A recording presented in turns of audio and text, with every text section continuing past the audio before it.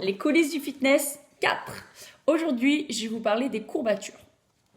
Alors, on entend depuis notre plus tendre enfance la phrase j'ai des courbatures et j'ai bien travaillé du coup hier. Donc, alors c'est une croyance que je vais vous nuancer. Les courbatures signifient que vous avez soumis vos muscles à une intensité intensive et ça a provoqué des micro-déchirures.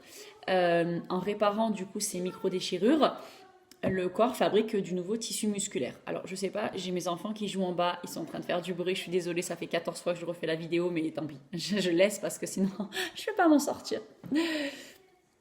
Donc les courbatures ne sont pas révélatrices d'une séance de sport réussie.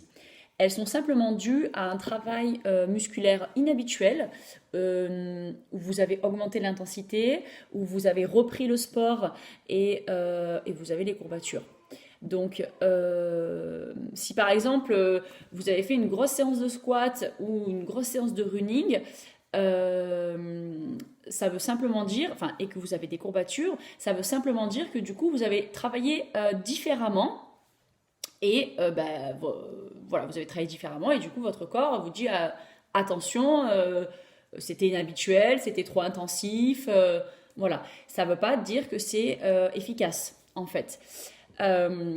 D'autant plus que tu es toi, je suis moi, donc voilà, vous le savez, on est tous différents et on réagit différemment au phénomène des courbatures.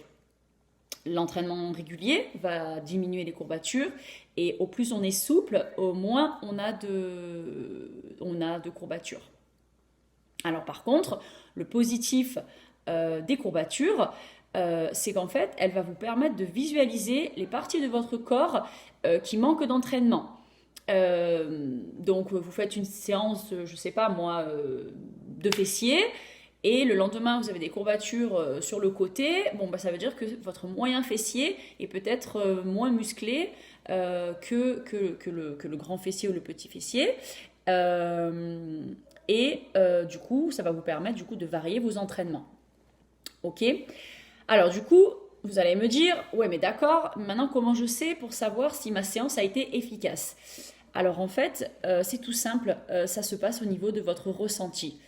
Euh, la séance efficace, bien menée, elle va se mesurer à votre ressenti personnel et à votre sensation de zénitude. Donc, vous connaissez cette sensation de bien-être juste après l'effort, et bien ça va être révélateur d'une bonne séance. Le sentiment également d'accomplissement, de fierté, de s'être dépassé ou d'avoir été plus loin que la dernière fois, ou simplement le fait d'avoir fait une séance de sport, ça aussi c'est un indicateur d'une séance efficace.